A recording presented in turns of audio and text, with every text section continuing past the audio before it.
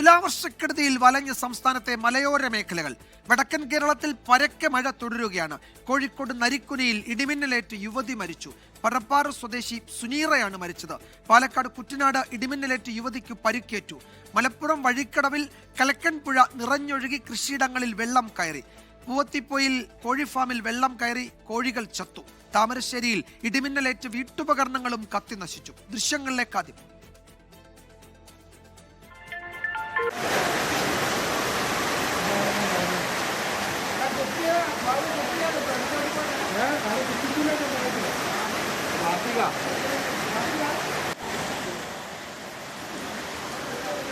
കപ്പലടന ബുക്കായൻ്റെ കടയിൽ വെള്ളം കയറി. KKCയിൽ കയറി. ഞങ്ങൾക്കൊരു പാല അർജന്റാണ് പറഞ്ഞത്. ആഴ്ചയിലെടുത്തില്ല എന്തായാലും.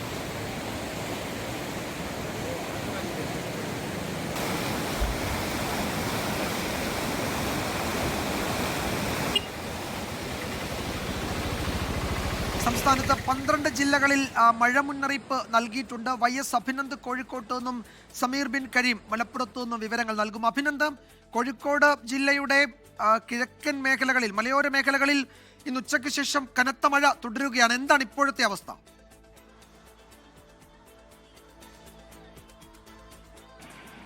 വിജയകുമാർ, കോഴിക്കോട് ജില്ലയുടെ കിഴക്കൻ മലയോര മേഖലകളായുള്ള പുതുപ്പാടി, കണ്ണപ്പൻകുണ്ട്, കോടഞ്ചേരി, അടിവാരം തുടങ്ങിയ പ്രദേശങ്ങളിലാണ് ശക്തമായ മഴ ഇന്ന് ഉച്ചയോടുകൂടി പെയ്തത്. ഇത് രാവിലെ മുതൽ തന്നെ പല ഭാഗങ്ങളിലും മഴയുണ്ടായെങ്കിൽ പോലും മലയോര മേഖലകളിലാണ് മഴ ശക്തി പ്രാപിച്ചത്. അതിൻ്റെ ഭാഗമായിട്ട് ഒരുപാട് നാശനഷ്ടങ്ങളും പല ഭാഗത്തും റിപ്പോർട്ട് ചെയ്തിട്ടുണ്ട്. നരിക്കുനിയിൽ ഇടിമിന്നലേറ്റ ഒരു യുവതി മരിച്ചിരിക്കുന്നതാണ് ഏറ്റവും പ്രധാനപ്പെട്ട കാര്യം.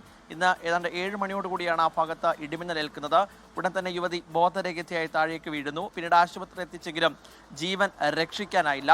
മറ്റൊരു പ്രധാനപ്പെട്ട കാര്യം എന്നത് താമരശ്ശേരിയിൽ ഇപ്പോഴും മഴ തുടരുകയാണ്. താമരശ്ശേരി ചുരത്തിലടക്കം സഞ്ചരിക്കുന്ന യാത്രക്കാർക്ക് ഇപ്പോൾ നിയന്ത്രണം ജില്ലാ ഭരണകൂടം ഏർപ്പെടുത്തിയിട്ടുണ്ട്. താമരശ്ശേരി ഇപ്പോൾ ഇടിമിന്നലേറ്റ് ഒരു വീടിന് പൂർണ്ണമായിട്ടും കേടുപാട് സംഭവിച്ചിട്ടുണ്ട്. അത് വൈദ്യുതി ഉപകരണങ്ങളെല്ലാം നശിച്ചു എന്ന റിപ്പോർട്ടുകൾ കൂടി പുറത്തു വരുന്നുണ്ട്.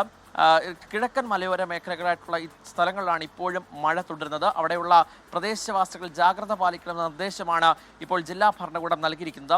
അലേർട്ടിലേക്ക് വരികയാണെങ്കിൽ ഇന്ന് രാത്രി ഇപ്പോൾ യെല്ലോ അലേർട്ടാണ് കോഴിക്കോട് ജില്ലയിൽ പ്രഖ്യാപിച്ചിട്ടുള്ളത്. നാളെ അത് ഓറഞ്ച് അലേർട്ടാണ് പ്രഖ്യാപിച്ചിട്ടുള്ളത്. തീരദേശവാസികളടക്കം ജാഗ്രത പാലിക്കണമെന്ന നിർദ്ദേശം ഇപ്പോൾ ജില്ലാ ഭരണകൂടം പങ്കുവെക്കുന്നുണ്ട്. എന്തായാലും മലബാർ മേഖലയിലേക്ക് വരികയാണെങ്കിൽ ഏറ്റവും കൂടുതൽ മഴ ഇന്ന് തുലാവർഷക്കെടുതി ഏറ്റവും കൂടുതൽ റിപ്പോർട്ട് ചെയ്തിട്ടുള്ളത് കോഴിക്കോട് ജില്ലയിൽ. അതിൽ തന്നെ മലയോര മേഖലകളിലാണ് ഇപ്പോൾ മഴ ശക്തി പ്രാപിച്ചുകൊണ്ടിരിക്കുന്നത്. ഇപ്പോൾ മഴയ്ക്ക് നേരിയ ശമനമുണ്ട്. നഗരത്തിൽ ഇപ്പോഴും മഴയ്ക്ക് ശമനമുണ്ട്. വിജയകുമാർ, ഏറ്റവും ഒടുവിൽ വരുന്ന കാലാവസ്ഥാ മുന്നറിയിപ്പ് അനുസരിച്ച് പത്തനംതിട്ട, കോട്ടയം, ഇടുക്കി, മലപ്പുറം ജില്ലകളിൽ ഓറഞ്ച് അലേർട്ടാണ്. ബാക്കി ജില്ലകളിൽ യെല്ലോ മുന്നറിയിപ്പുണ്ട്. അതായത് 12 ജില്ലകളിൽ മഴ മുന്നറിയിപ്പുണ്ട്. അതിൽ തന്നെ 4 ജില്ലകളിൽ തീവ്ര മഴ മുന്നറിയിപ്പും നൽകിയിരിക്കുകയാണ്. സമീർ ബിൻ കരീം മലപ്പുറത്തു നിന്ന് വിശദാംശങ്ങൾ നൽകും. സമീർ, എന്താണ് അവിടുത്തെ സാഹചര്യം?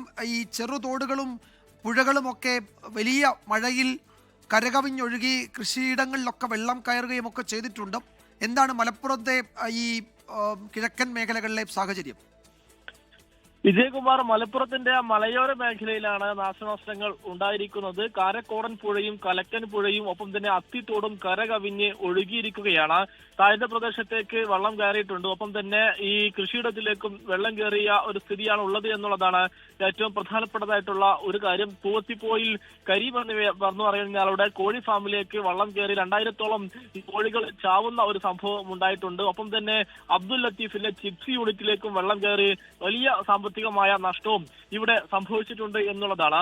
ഈ കലക്കൻപുഴ കരകവിഞ്ഞതിലെ കൃഷിയിടത്തിലേക്കും ഒപ്പം തന്നെ മറ്റുള്ള ഇടത്തിലേക്കും ഒക്കെ തന്നെ വെള്ളം കയറിയിട്ടുണ്ട്. റോഡിൽ വെള്ളം കയറിയതിനെ തുടർന്ന് മണിമൂളിയിൽ ഈ ഗതാഗതം തടസ്സപ്പെടുന്ന ഒരു സാഹചര്യം ഉണ്ടായതായി നാട്ടുകാർ വ്യക്തമാക്കുകയാണ്.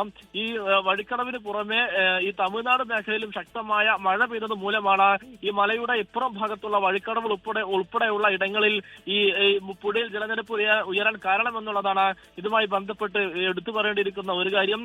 ഇടയ്ക്കിടെ മഴയ്ക്ക് ശമനമുണ്ടെങ്കിൽ പോലും ജലനിരപ്പ് പുഴയിൽ കുറയാത്തതാണ് പ്രതിസന്ധിയായി മാറുന്നത്. വിജയകുമാർ, ലോകത്തെവിടെയായാലും ഏത് സമയത്തും 24 വാർത്തകളും ഓഗ്മെന്റഡ് റിയാലിറ്റി പാക്കേജുകളും എക്സ്പ്ലെയിനറുകളും വിശദമായി കാണാൻ ഞങ്ങളുടെ യൂട്യൂബ് ചാനൽ നിങ്ങൾക്ക് സബ്സ്ക്രൈബ് ചെയ്യാം.